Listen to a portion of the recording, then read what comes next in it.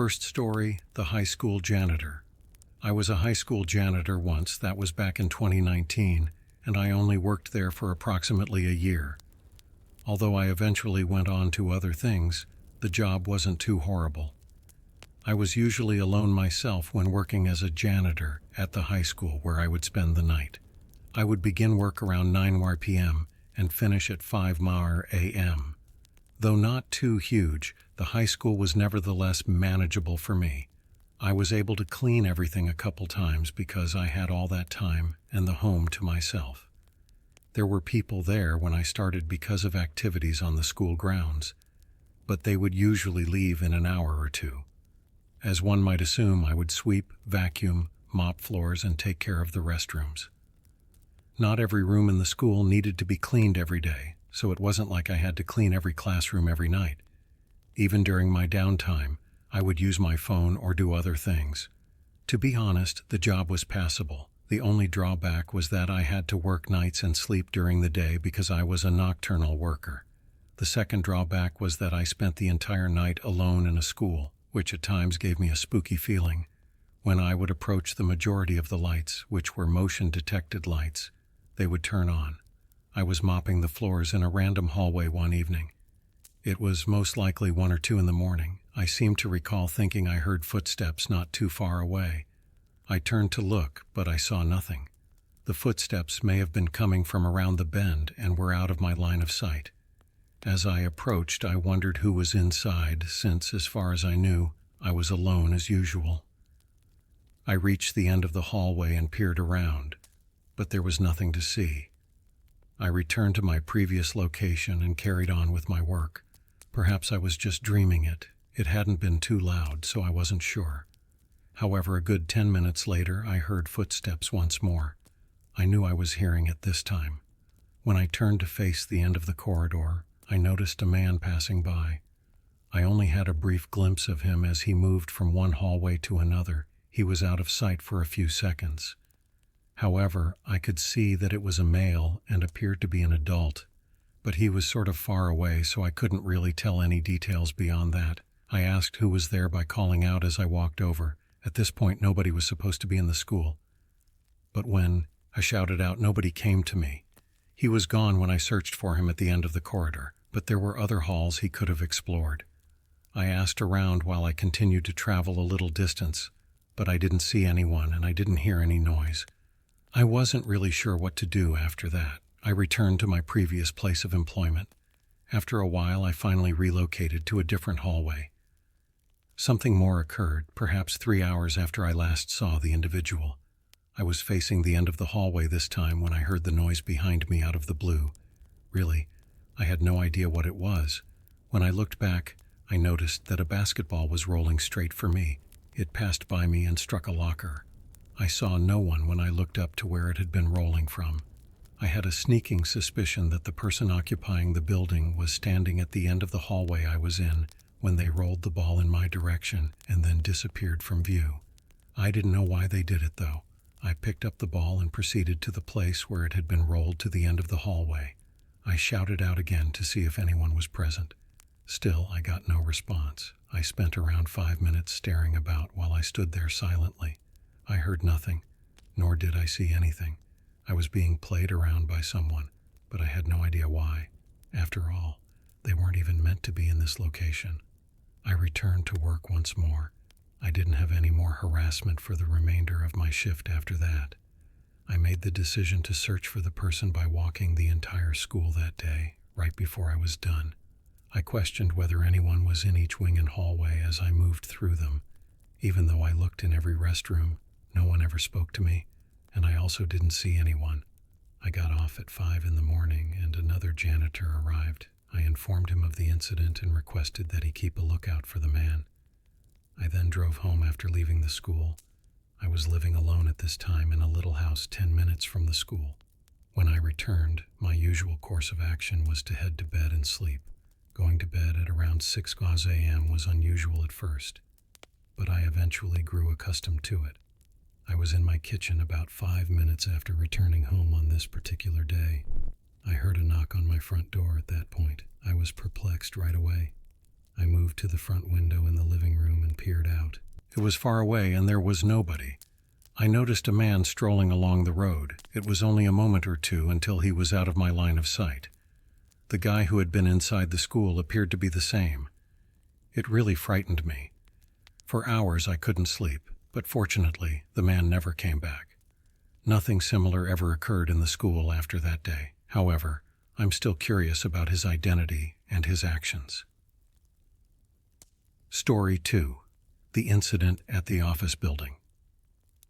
I used to work inside of an office building. It was a very typical building with multiple stories, cubicles, and other fixtures. I was only meant to be working on the first floor, but from what I could see, the building was empty overnight. Along with cleaning a few other things, my duties included vacuuming the office space's enormous amount of carpet and cleaning the surrounding area. This tale is set during presumably my second week of employment there. It had been quite simple up until then. Every night I was alone myself and everything was going well. Usually I completed my assignment with plenty of time to spare. But one night at random, I was replacing one of the trash cans at 2 a.m. I suddenly heard the sound of glass shattering. For a brief while, I was clueless about what was happening. Simply put, it was so unexpected that my mind was attempting to process it. But it didn't take me long to conclude that someone had to have broken in. At that point, I became aware that I may be in jeopardy.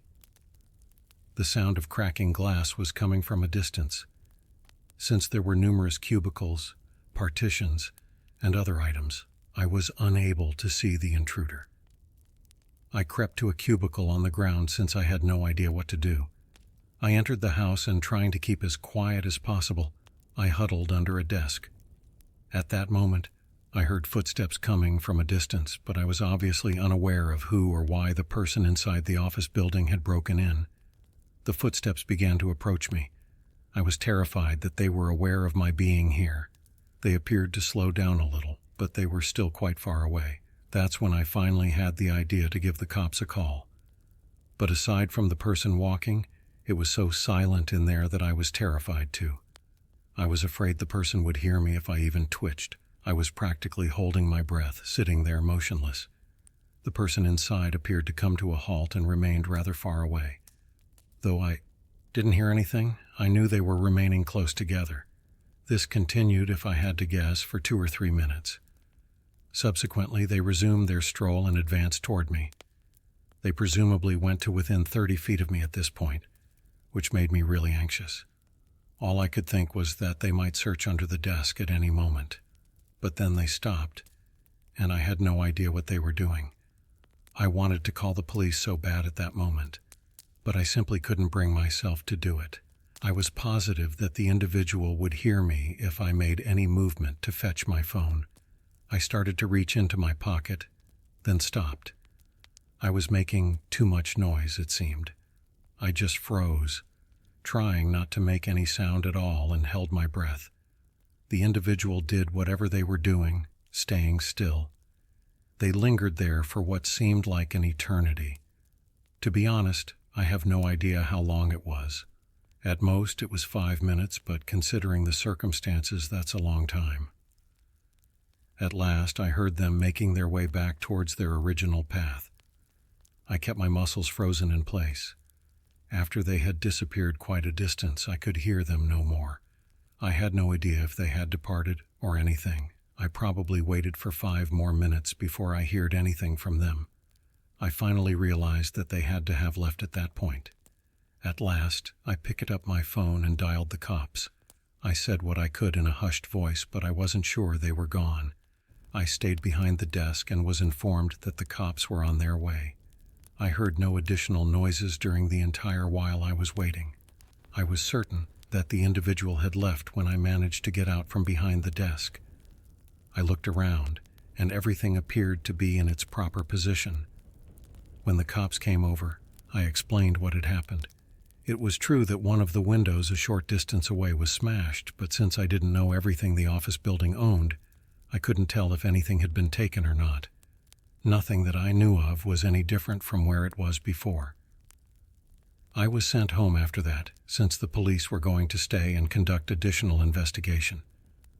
A few nights later, I went back to work there to finish my work. Fortunately, there were no further break-ins. Nevertheless, I was anxious that something similar would occur during my remaining days there. That one night I never really found out who broke in, and I never really heard anything more about it. Story 3: The Campus Encounter at the University. I used to work as a university janitor for a while.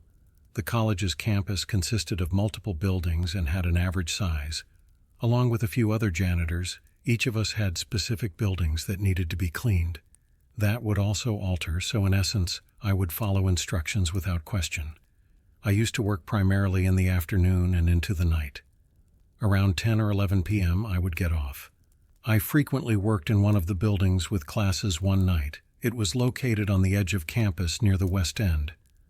After the last lesson of the day ended in the evening, I entered the building. Though not numerous, there were still some students in the area studying and doing other things. The later it grew, the less there would be. The majority of the time, conditions in each structure were remarkably similar. It would take me some time to finish cleaning several of the classrooms, so I started. By 9 o'clock at night, most people had left. After cleaning a good deal, I was merely going to finish up in the building. I was down to maybe 2 classrooms now. The facility was divided into multiple study lounges, offices, and halls. As I was walking down one hallway, I heard distant footsteps in the distance. I was coming towards them, and they were heading toward the classrooms I would be cleaning. Just as I was doing so, a man came into view from across the corridor. Subsequently, he continued walking and vanished from my view. Since he was far ahead of me, and I figured he was simply a student, I didn't give it much thought. He was probably just doing some late-night studying, but it was odd for someone to be here at this hour. I thus continued to travel to the classroom where I would be working, and a minute or two later I arrived. The lights were off when I opened the door and entered. When they were turned on, the space seemed to be empty. I carried a large cleaning cart filled with supplies. I started taking some medication and was about to go to work, but all of a sudden, I heard something to my left. When I turned to look, I spotted a man sprinting in my direction. It was the same guy I'd seen a few minutes before, and he was threatening to hurt me. I hardly had time to respond. I was limited to moving backwards and attempting to reach the door. The dude came over to me as I was working on this. As I was turning to walk away, I felt him clutch at my arm and then give me a small back rub. Then he plowed into my cleaning cart, toppling it, and then the man collapsed. After I managed to break away from him, I noticed that he was getting up to follow me out of the classroom. I sprinted down the corridor and discovered a bathroom behind a door. After hurrying inside, I locked it. It took the man 10 seconds or so to arrive. In retrospect, I should have tried to get out of the building, but I wasn't very fast and feared the man would find me if I did. He banged on the door after attempting to open the closed one. Fortunately, I had my phone with me, so I called 911. When I spoke with the police over the phone, the man continued his vicious knocking on the door. I had no idea what in the world was wrong with him. I remained silent while he kept trying to enter through the door. Even though the door looked to be holding up very well, I was still concerned that it would break. The man went on without stopping. The door seemed to tremble more the more he concealed it. But soon I heard footsteps inside the building and realized it was the cops. They arrived at the man and prevented him from trying to enter before I understood what was going on. When I emerged from the building after they had left with him, I saw other police officers nearby. I discovered that the man was not even enrolled in the university. I'm still baffled as to why he attempted to harm me before pursuing me. I'm not sure what the issue was with him. He was obviously dangerous. I don't suppose he knew I would go into the classroom, so he must have hidden there. Perhaps he was upset with me for going into the room. I'm not sure, but I never had any encounters similar to that after that. After nearly a year of employment there, I left the school. The thing I remember the most about my stay there was that